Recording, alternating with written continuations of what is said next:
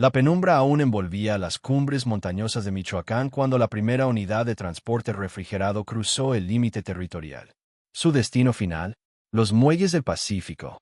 Su cargamento declarado consistía en 40 toneladas de concentrado de aguacate de alta calidad, listos para satisfacer la demanda insaciable del codiciado oro verde mexicano en los mercados asiáticos. Sin embargo, en el interior de esos contenedores, adornados con logotipos de productos orgánicos y sellos de certificación internacional, se ocultaba una mercancía de valor muy superior al de cualquier fruto tropical. Desde el centro de mando de la Secretaría de Seguridad y Protección Ciudadana, Omar Arfuch examinaba meticulosamente las imágenes satelitales. Su mirada experimentada detectaba anomalías que pasaban inadvertidas para otros. Este no era el primer vehículo que vigilaba esa semana. Era el 13º. Todos seguían una trayectoria idéntica, pertenecían a la misma corporación exportadora y habían sido cargados en horas nocturnas con una precisión estratégica. Son hábiles, comentó a su equipo de élite, pero la perfección no existe. Una empresa aguacatera de mediana escala en Michoacán había incrementado sus ingresos declarados por un factor de 5 en apenas 24 meses. En un sector extremadamente competitivo, donde los gigantes se disputaban márgenes mínimos, este crecimiento era estadísticamente inexplicable, a menos que estuvieran comercializando algo más que paltas. La compañía, denominada Frutos del Valle, no era una operación improvisada. Fundada una década atrás, se había posicionado como una de las principales exportadoras de la zona. Sus instalaciones eran de última generación, sus credenciales, intachables, y su cartera de clientes extranjeros, totalmente legítima. A simple vista, la actividad parecía irreprochablemente legal. No obstante, Arfuch había aprendido que las empresas criminales más exitosas son aquellas que operan a plena vista, enmascaradas por la rutina, blindadas por documentación impecable y protegidas por una red de influencias políticas bien cimentadas. Fue precisamente en el entramado de sus relaciones donde se manifestó la primera grieta. Un informe de inteligencia cruzada arrojó un nombre clave: Gobernador Rodolfo Chávez Mendoza, un político de gran carisma que había ascendido al poder con la promesa de impulsar el desarrollo económico y la paz regional. Su aparente relación con Frutos del Valle se justificaba inicialmente como apoyo a la agroindustria local. Sin embargo, sus encuentros eran excesivamente frecuentes, sus visitas a las instalaciones indebidamente prolongadas, y las transferencias bancarias a cuentas en paraísos fiscales de empresas pantalla vinculadas a su círculo familiar eran desproporcionadamente cuantiosas. Necesitamos infiltrar la operación, determinó Arfuch.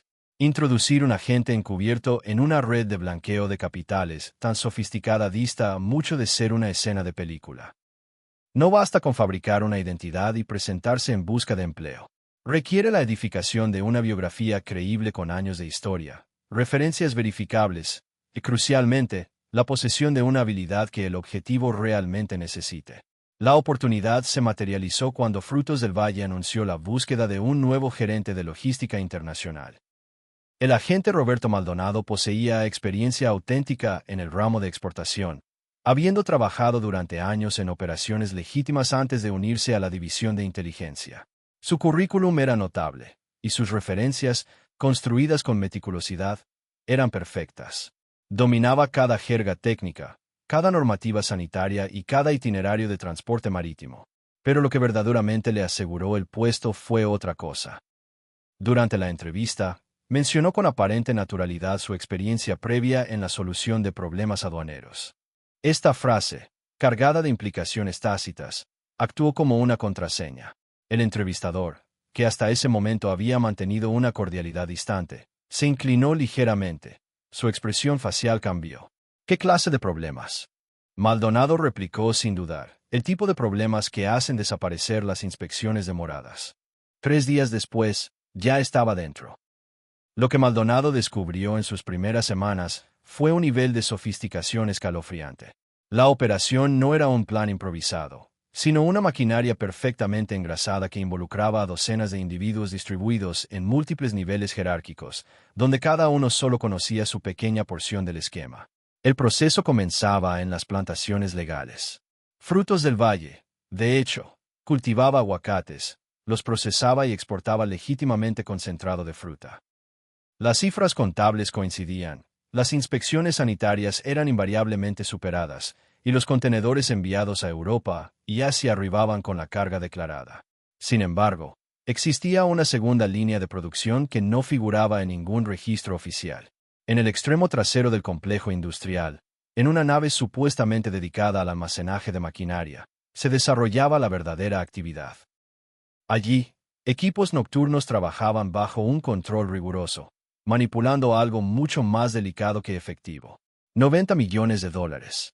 No en una sola remesa, sino acumulados a lo largo de meses. Billetes de baja, mediana y alta denominación. El capital que procede de las redes de narcotráfico, extorsión, secuestro y corrupción que nutren el submundo criminal mexicano. Dinero sucio que imperiosamente necesitaba ser blanqueado, transportado y transformado en activos limpios. El método era brillante por su simplicidad. Las cajas destinadas al concentrado de aguacate de alta calidad estaban fabricadas con cartón industrial de gran grosor, forradas con una capa interna de plástico térmico para conservar la temperatura. Cada caja medía 60 por 40 por 30 centímetros. Oficialmente, pesaba alrededor de 20 kilogramos con la pulpa congelada. Pero las cajas destinadas a la operación ilegal contaban con un doble fondo. La capa superior contenía pulpa de aguacate auténtica, y de una calidad excelente, ya que debía superar cualquier control aleatorio. Pero debajo, en un compartimento sellado al vacío y envuelto en múltiples capas de plástico metalizado diseñado para neutralizar los escáneres de rayos X, se encontraba el auténtico tesoro, fajos de dólares americanos organizados con precisión. Cada caja modificada albergaba entre 200,000 pesos y 300,000 pesos dólares. Un contenedor de exportación estándar podía acomodar 800 cajas. Al mezclar las cajas legítimas con las especiales en una proporción de 10:1, un solo cargamento era capaz de transportar hasta 24 millones de dólares sin despertar la menor sospecha. Es una solución elegante, reconoció Harfuch al recibir los detalles de Maldonado, pero todo sistema perfecto tiene una debilidad. La debilidad era de naturaleza humana. A medida que Maldonado profundizaba en la operación, se revelaba la verdadera escala del entramado. No se trataba solo de una empresa exportadora corrupta. Era una red de complicidad que penetraba múltiples esferas de poder. El gobernador Chávez Mendoza no era un simple cómplice pasivo que recibía sobornos. Era un socio activo, que utilizaba su autoridad para proteger el esquema a todos los niveles. Inspectores sanitarios nombrados por él, mandos de la policía estatal designados por él, jueces locales que contaban con su respaldo. La infraestructura del Estado había sido instrumentalizada para servir a los fines del blanqueo de capitales. Sin embargo, el gobernador no trabajaba solo. Por encima de él, suministrando el caudal de efectivo ilícito que requería ser lavado, se encontraba una coalición de grupos criminales que habían comprendido que la cooperación generaba más ganancias que la rivalidad. Células del cártel de Sinaloa, facciones michoacanas independientes, operadores vinculados al cártel del Golfo, grupos que habitualmente se enfrentarían violentamente en las calles habían encontrado un terreno común en el lucrativo negocio de la exportación de aguacates. Y por debajo del gobernador, gestionando la logística diaria, operaba un equipo de profesionales altamente cualificados. Contadores egresados de universidades norteamericanas, ingenieros especializados en cadenas de suministro, y exfuncionarios aduaneros que conocían cada resquicio del sistema. No eran criminales tradicionales. Eran profesionales competentes seducidos por salarios 10 veces superiores a lo que ofrecía el mercado legal. El jefe de operaciones, conocido únicamente como el ingeniero, resultaba particularmente esquivo. Maldonado jamás lo vio en persona. Este individuo se comunicaba exclusivamente a través de mensajes cifrados y apariciones en videoconferencias con la cámara apagada. Pero su influencia se sentía en cada detalle. Había concebido el sistema desde sus cimientos, anticipando riesgos, implementando redundancias y estableciendo protocolos que convertían la operación en algo casi imposible de rastrear. Casi. La operación podría haber perdurado indefinidamente de no ser por un singular momento de arrogancia. Era la víspera de la mayor remesa hasta la fecha. 3 contenedores partiendo simultáneamente desde puertos distintos, transportando en conjunto cerca de 70 millones de dólares. La planificación había tomado meses. Las rutas estaban garantizadas, y los contactos en los puertos de destino habían sido avisados. Era el clímax de 2 años de operaciones impecables. Y el gobernador Chávez Mendoza decidió celebrar de forma prematura. Convocó una reunión en el complejo de Frutos del Valle, violando el protocolo que exigía mantenerlo alejado de las operaciones físicas. Llevó consigo a sus asesores más íntimos y, en un momento de euforia, exigió ver el tesoro antes de que fuera embarcado. Maldonado presenció el instante en que abrieron la nave secreta. Fue la primera vez que vio la magnitud total del capital. Decenas de cajas de concentrado premium apiladas, aguardando el embarque. Sabiendo lo que contenían, el agente infiltrado hizo un cálculo mental rápido, sintiendo un nudo en el estómago. $90 millones. Allí, en ese almacén, protegido solamente por guardias privados y la arrogancia de hombres que se habían creído intocables. El gobernador irradiaba satisfacción, posando junto a las cajas mientras un fotógrafo privado, otra ruptura de protocolo, inmortalizaba el momento para su colección personal.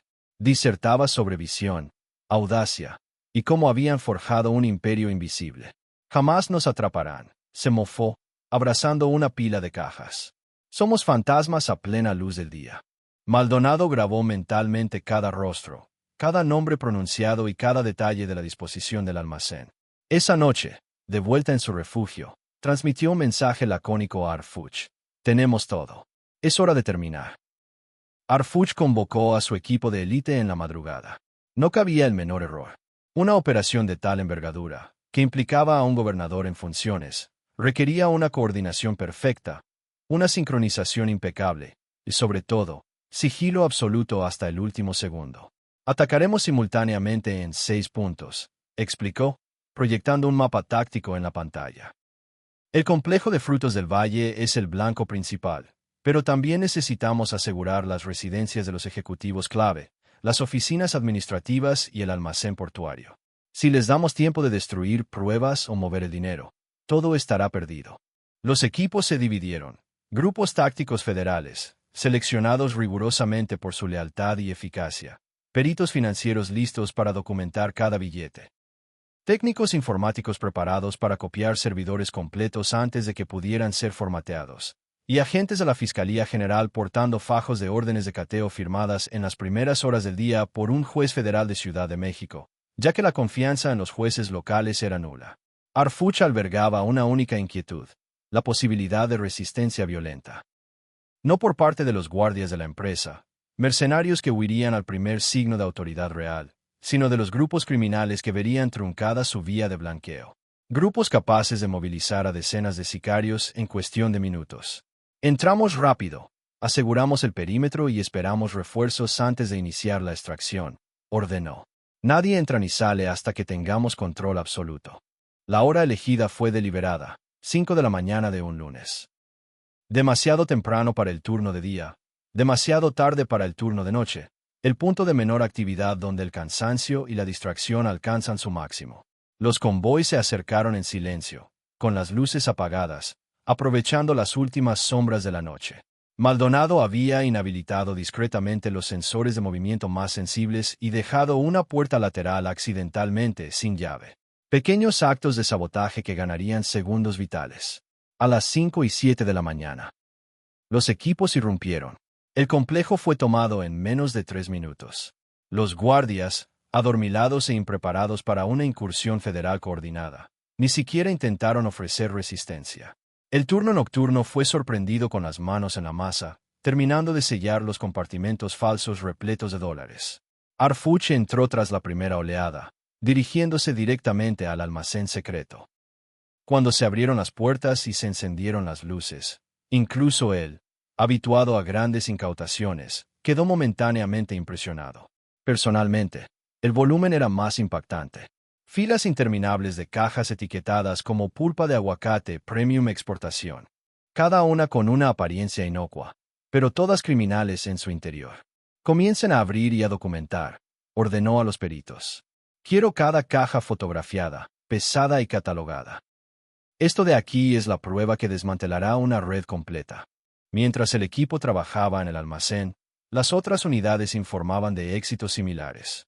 En la residencia del gobernador, Los agentes encontraron un despacho privado con 3 ordenadores conectados a servidores particulares y una caja fuerte que contenía otros $5 millones en efectivo, aparentemente la comisión personal de Chávez Mendoza. En las oficinas administrativas de Frutos del Valle, contadores fueron sorprendidos intentando borrar frenéticamente archivos digitales, pero los técnicos federales ya habían aislado la red, asegurando cada bit de datos.